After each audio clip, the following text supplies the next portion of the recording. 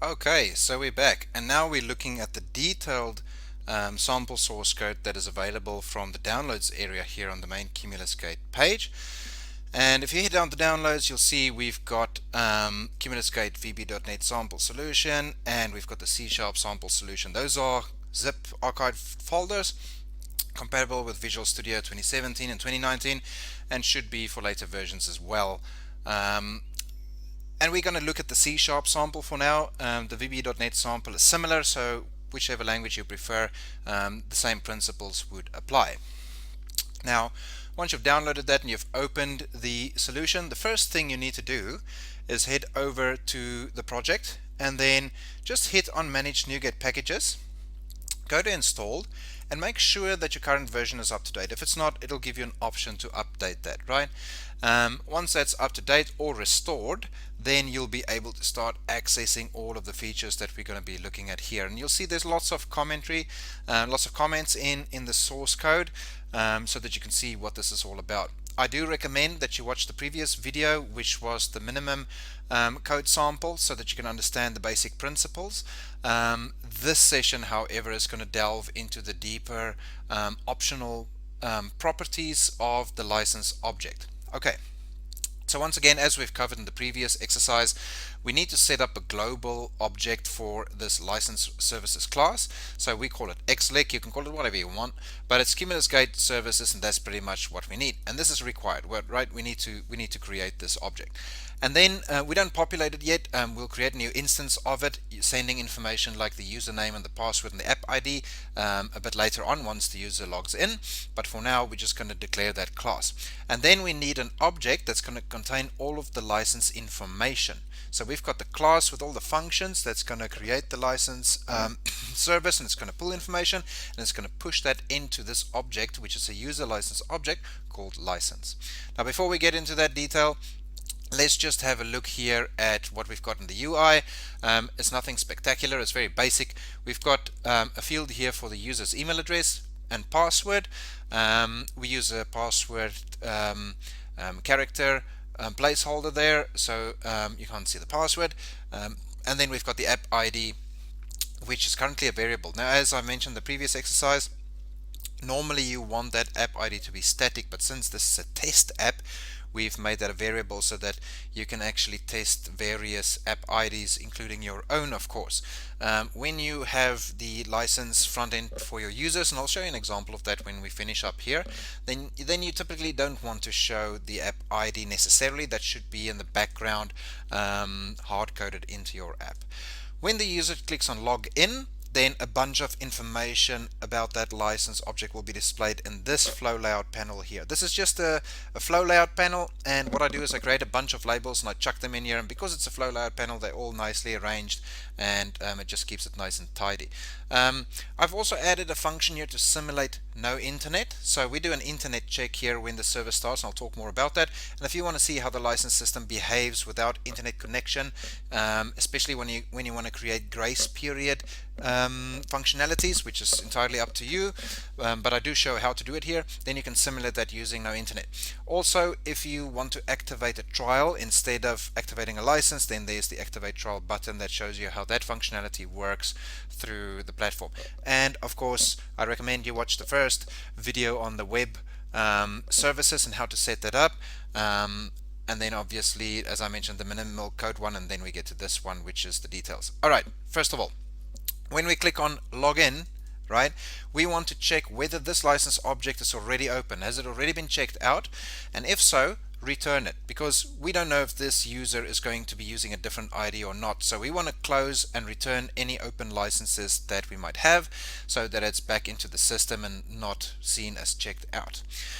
Then we've got a function here to check for internet connections, and this is very simple. I'll just peek at that function at the moment, and all it does here is it says, first of all, that checkbox we had to say simulate no internet connection. If it's true, just return false and say there's no internet, right? That's how we bypass the system. Otherwise, if we want to check for legitimate internet connection, we just use a web client and we see if we can ping google.com. If we can, then we've got internet. If we can't, then we don't have internet, and it returns a false. So if this is false, then we can look at the set grace functionality. So if someone does want to set a grace period, which is a property that we assign here somewhere, which we haven't done. Then we not a property, sorry, it's a value returned from this function, and let's go and have a look at it quickly. So let's go to the grace period, and what it does is it will return a boolean true or false, and what it will do is it will create the current date, month, year, hour, day, etc., all of that stuff, the current date pretty much, and it will then encrypt that and write it out to a text file, right? So it's going to create that encrypted text file, and it's going to add 3 days to it. It's going to say 1 day to it, not 3. It's going to give you 1 day grace period, saying if you don't renew this within a day, then you need to then you lose your license, so you need to connect to the internet in the next 24 hours pretty much. And but during that time we'll give you a bit of a grace period, hoping that you can restore your internet connection, and then we'll use legitimate license information. But this will only work if you've accessed a valid license online before. So if you haven't accessed a valid license online before, then you can't set a grace period. So you have to have at least one successful connection to your license that returned true for the got license property, and only then the grace period will work if you suddenly find yourself without internet, and only for an X amount of time, which in this case is 1 day. Alright, so that's what happens here. So it's checking for internet, that's checking, do we have the grace options, can we set a grace? If it does, it says internet connection could not be established, but a grace period has been activated for 1 day, please connect to the internet within a day or you will lose your license, blah blah blah. Well, not lose it, you won't be able to access it until you have internet connection again. That's what I mean. Otherwise, it'll say that you could not get a grace period and you don't have internet, so you can't access the license. Right, that's pretty much the grace period functionality, this portion over here. That's optional. You don't have to use that if you don't want to.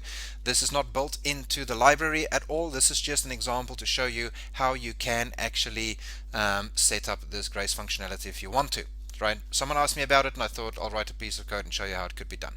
So it's not actually an official part of the CumulusGate license service. Right, now we get to the real service, and this is where we create a new instance of that xlic object, which was this one here at the top, right? The services object, and we've got the license, user license object.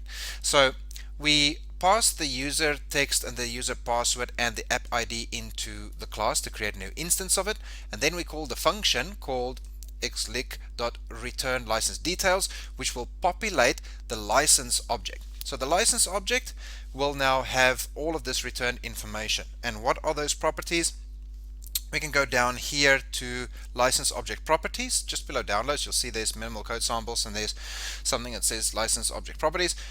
And here we can see it's got license as a boolean, get trial, is expired, is enterprise, blah blah blah. It carries on for quite a bit, and this is where it shows you all of the various properties. Right at the top again, as I mentioned before, got license being the most important one. If this one is true, it means everything else checks out. If it's not, then it means everything else is just additional info, but there's no license. That's the only most important one. Okay. I clear that panel, so I've called this flow layout panel here lick panel, right? And we just clear that of all the previous information. And what we do now is we're going to create new labels, and we're going to add that to that license panel containing the license information. So the first one we want to add here is the device node, right? So once we've done the return license details, it would have populated all of that properties or object properties of the license object. And the first one we're going to return is the license, the current device node, right? Which is a unique ID assigned to each of your devices. And we can use that if we want to check that we don't use the same application and the same credentials on multiple devices. So there we go, we add that one, and then we're going to create a new one. We're going to say, is this already active on another device? And there's the property license.is already logged in, right? Then we add that label to the panel. Now we can choose, so that's why we say it's optional. If this is used on another device, do you want to tell the user that, sorry, you can't activate or access this on multiple devices? That's up to you, right? If you want to, which is what I would do, then you can say if already logged in equals true, then do the following stuff. Tell it that there's a service active ID and there's the current active ID. So this one, this one is the current device node, and the str logged node. So I add str in front of the variable, so you know it's a string. There'll be an is or a bool in front of booleans, and there'll be an int and whatever in front of integers, and a dat for date in front of dates and all of that, right?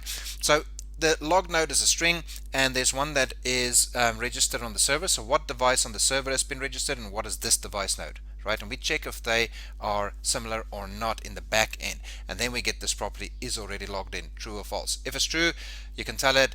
If you don't want to have multiple devices, you can say, hey, you've already been logged in, and there it is, already logged in another device, and we want to now give you some warning or something. Or you can choose to ignore that if you want. Now here it says again, at the core, this is the property that should indicate whether a valid license is found or not. And this is the one that says got license, right? So if that one is true, we can carry on. If it's not, then no point in carrying on, because it means there's no license. But you can show your user additional information if you wanted to, why he or she doesn't have a license. Has it expired? Are there no more ones left in the enterprise bundle, or whatever the reason might be, right? So here we go. If the license.got license equals true, then we want to say, right, is it in trial? Because it could be in trial, and if it is in trial and the trial period is still valid, that means got license is true. And then you can deal with it. Maybe you would have specific trial limitations or functionality, if your product is in trial. So you can say, if the license is in trial, do this and this and this. If not, do that and that and that. Right. Here again, we check that the trial license is not already logged on another device, so we can actually see the trial node and the current device node. Right, so those two are again another check. The trial license and the full license are different, so that's why we've got a log node and we've got a trial node. Okay, so it's just another check to make sure it's not being accessed on multiple devices at the same time. Then here we are looking at, is the license expired? So in other words, if the got license is not true, or whether it is or not, we want to see, has it expired, right? If it is expired and that value is set to true, then the got license would be false in any case, but we want to show that to the user in any case. And then, is it an enterprise license, yes or no? Is the enterprise licenses maxed, meaning if you've got 5 licenses, are 5 out of 5 used, or are there still extra ones available? And then we want to say, if it's enterprise, show us the following bunch of properties up to here. Okay, and those are, we want to see, first of all, just a little bit of a separator to keep things new. What is the expiry date for the enterprise, right? Sorry, this is false, which means if it's not enterprise. Sorry. So we want to see what's the date of expiry. We want to say add this date to the grace setting. So we want to remember earlier I said if you've accessed the license once successfully, only then can you set up a grace period if you have no internet. So this information is stored so that next time when you don't have internet, it knows what to do in order to use this grace period settings. And we've got an encryption string for that, so that it's not so easily hackable, right? All right, and then we go and we say, what date does the trial expire? What date was this license created? What were the notes that the user or the admin or the app owner added to it? And what was the last access date for this license? This is if it's a single license and not an enterprise license. Okay. Now, if it was an enterprise license, if enterprise is true, then we will have this set of labels added, and they're slightly different. So we have dat end expires as opposed to dat expires, right? Because it's end indicating that it's enterprise license. Again, we set up some grace period settings, and then we go into adding, when is the enterprise license created? What's the enterprise last access? Who are the enterprise admins? How many licenses in total for the enterprise licenses, and how many of those have been accessed, right? And that's it for the enterprise. Now we look at the properties down here, the product properties. So we've looked at the global properties, we've looked at standard and enterprise. Now we're looking at product properties and user properties. So for the product properties, we just display who's the vendor, what's the product name, what's the URL, what is the renewal cycle, is it a disabled app? Because it might be at some point downstream you can choose to disable apps, which means they are still alive but they're not visible anymore, not functional anymore. So they're still on record, but they've been disabled, so they don't show up in the store, and users can't see it. but you can still access it maybe to your existing licensees if you wanted to. That could be when a product is discontinued for new sales, but still available to those who have already purchased it. And then there is the trial definition duration that you can set here. And then else, so there's an else here, which means if it haven't found any of these properties, right, then we'll go through and say no valid license found and add that to the panel. And that's pretty much it. The last one we do here is just to auto size the controls. So every control, because it's a label, we want to auto size them so we can see it properly, and that will get displayed here. So without further ado, let's run this and see what happens. I'll keep all the sample stuff here because this is user 1, it's the right password, and this one is the demo app that is set up here. So oopsie, if I go back here and we look at the demo sample app, that's the product ID that we use for that one. So that's the one we're going to use here also. So if we click on login, it should now access that data. It tells us this is the computer ID, so this is the current node. Is it already active on another device? Nope. Has it found a valid license? That got license boolean, the most important one. True. Is it in trial? No. Has it expired? No. Is it an enterprise license? No. What is the expiry date? What is the trial expiry date? When is the license created? What's the customer nodes? What's the last access date? Who's the product vendor? Blah, blah, blah, blah. So you get the idea. So that is pretty much how that works. Now, remember we set up a trial, an enterprise license for another product in the previous exercises, and it was for, just bear with me for a second, it was for this one, which I can't remember the ID for. Oh, there we go, this one. So the app we've tested here, this one, was for a single license. Let's see now what it does with a enterprise license. So I'm going to hit login. And now you'll see there's a bit different information. Suddenly it's enterprise stuff. So we can now see there's an enterprise expiry date, there's an enterprise license date, last access. The license admin for that license is user 1. We can see that there's a total of 5 licenses, 2 are currently in use, and obviously the product vendor information, blah, blah, blah. So there you go, and that is pretty much how that works once we run through the practical testing of it. The rest of the functionality here, if we look at the activate trial, so all this does is, again, it calls that license object, the one here at the top that we call that one. I should actually close the license session if it's not already 0, which I haven't done, but anyway, the trial one with the I actually go there, so it says it's a new license service, and then it goes activate trial. Now let's see what happens when I try to activate a trial straight up. If I just click activate trial, it's going to say no, a valid license already existed for this user and account, and the trial license cannot be activated again. You've already had one, right? But if I go to user 2 and I use this one again, right, and I say activate a trial, because okay, so I did something wrong there. 1 2 3 4 5. I changed the password for that user. That's why it's not working. I should have paid attention. Right, let's try that again. So if we try this again, it works, because user 2, although that user owns the app, it hasn't actually assigned a license to itself. So now that I go and I say I want to assign a trial license using the correct credentials this time, it says your trial has been activated on this machine and everything is good. Now look at what happens when I click on login.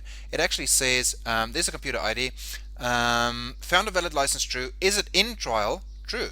Has it expired? Yes, true, because it's not a real license, it's a trial license. But has the trial expired? No, it hasn't. You see, there's the trial expiry date, 30th of the 9th, 2021. Why does it give us that date? Because the day is the 23rd, and the default trial duration we set up on this app, if you can remember on the previous exercise, was, and I'll show you, was 7 days. So if we log into this account, and we go to this app, because it's ours, we can click manage straight from here, and if we scroll down, we'll see that the default trial duration is 7 days. Okay, and we can actually see that we've got these users assigned. So we've got user 2, which is me, first registered, trial expire. On the dashboard it shows up. How great is that? And we can also see that we've got an administration user assigned to it, which is that user 1, and we saw that when we accessed the admin information earlier. Oops, what did I do? So So that's pretty much in a nutshell how all of this works. So a lot of information that we show here and a lot of additional properties exposed, but you don't have to use all of them. You can choose which ones are applicable and how you want to deal with them. There's the closing event, of course, again, very important. When you close the form or something, you want to return that license so it doesn't remain checked out, right? That's very important. Otherwise, your user wouldn't be able to access the same software on another device. So if you work from home using your credentials and you didn't check the license back in and you get to the office tomorrow, it's going to tell you, hey, you're already logged in another device because it wasn't checked back in. So it's very important to return that license. Now, I just want to show you the button I put in here is just to show or reveal password. It's very simple, and that's pretty much what you see here on this function. So it just uses a password char, really. It's very basic stuff. There's the grace period stuff we spoke about. Here's the encrypt and decrypt string functionalities that I use to encrypt and decrypt the grace data. And then there is the check for internet connection, and then the stuff here about the Cumulus update, the things you see here on the update button. I'm not going to cover that here. That's in a separate tutorial already available from the tutorials page, and you can look at those services and the Cumulus update services if you like, but that's a separate topic. Thank you, and I hope you found that useful, and if you have any questions, feel free to reach out at info@bimworks.nz. And that's pretty much it.